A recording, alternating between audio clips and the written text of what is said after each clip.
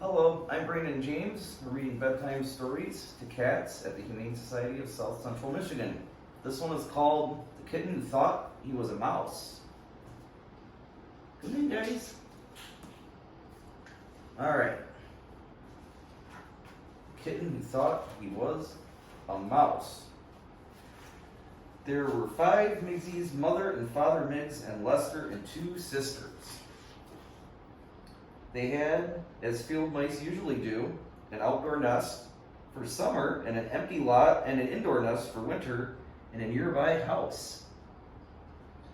They were very surprised one summer day to find a strange bundle in their nest, a small gray and black bundle of fur and ears and legs with eyes not yet open. They knew by its mewing that the bundle must be a kitten, a lost kitten with no family and no name. Come here, guys, you're missing the story. This one's not. Poor kitty, said the sisters. Let him stay with us, said Lester. But a cat, said Mother Miggs. Come out for the story. Why not, said Father Miggs. We can bring him up to be a good mouse. He need never find out he is really a cat. You'll see he'll be a good thing for this family. Let's call him Mickey, said Lester. And that's how Mickey Miggs found his new family and a name. After his eyes opened, he began to grow up just as mice do, eating all kinds of seeds and bugs, drinking from puddles, and sleeping in a cozy pile of brother and sister mice. Father Miggs showed him his first tomcat at a safe distance and warned him to keep away from all cats and dogs and people. Mickey saw his first mousetrap, the most dangerous thing of all, said Mother Miggs, when they moved to the indoor nest that fall. He was too clumsy to steal bait from traps himself, so Lester and the sisters had to share with him what they stole. But Mickey was useful in fooling the household cat, Hazel. He practiced up on meowing, for usually, of course, he squeaked, and became clever at what he thought was imitating a cat. He would hide in a dark corner and then meow meow, he'd cry. Hazel would poke around, leaving the pantry shelves unguarded while she looked for the other cat. That gave Lester and his sisters a chance to make a raid on the leftovers. Poor Hazel! She knew she heard, even smelled another cat, and sometimes saw a cat's eyes shining in a corner. But no cat ever came out to meet her. How could she know that Mickey didn't know he was a cat at all and that he feared Hazel as much as the mousiest mouse would? And so Mickey Miggs grew, becoming a better mouse all the time and enjoying his life. He loved cheese, bacon, and cake crumbs. He got especially good at smelling out potato skins and led the sisters and Lester straight to them every time. A wholesome and uncat-like food, said Mother Miggs to Father Miggs approvingly. Mickey is doing well. And Father Miggs said to Mother Miggs, I told you so.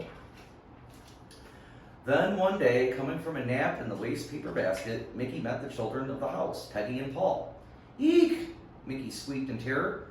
He dashed along the walls of the room looking for his mouse hole. It's a kitten, cried Peggy as Mickey squeezed through the hole. But it acts like a mouse, said Paul.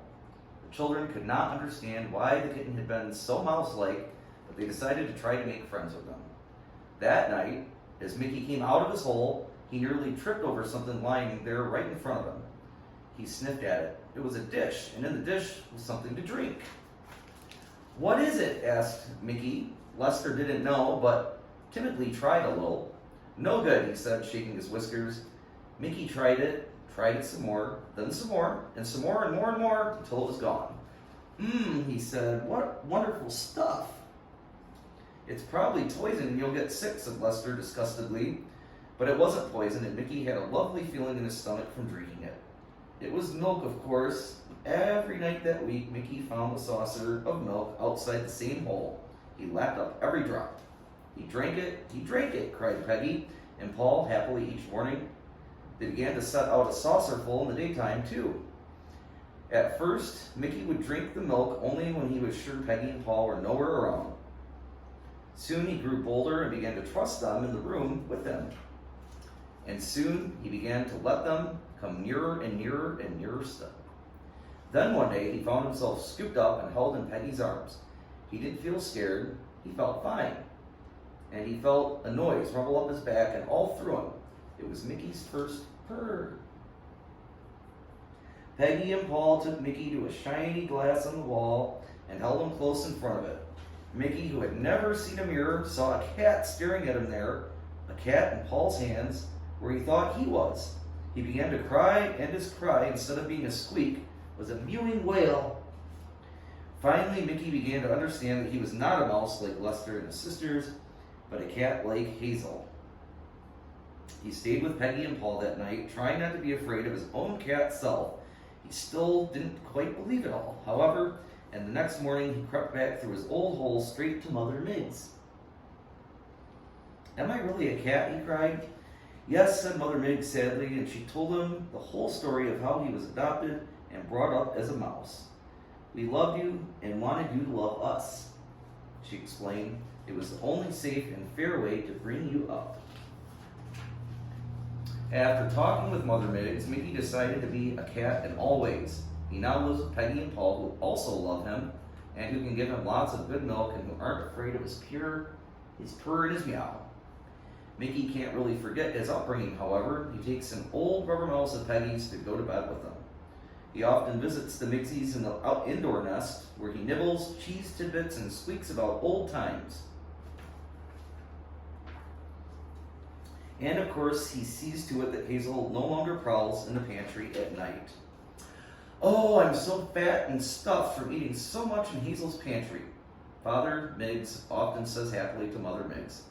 "I always said our Mickey would be a good thing for the family, and he is." The end.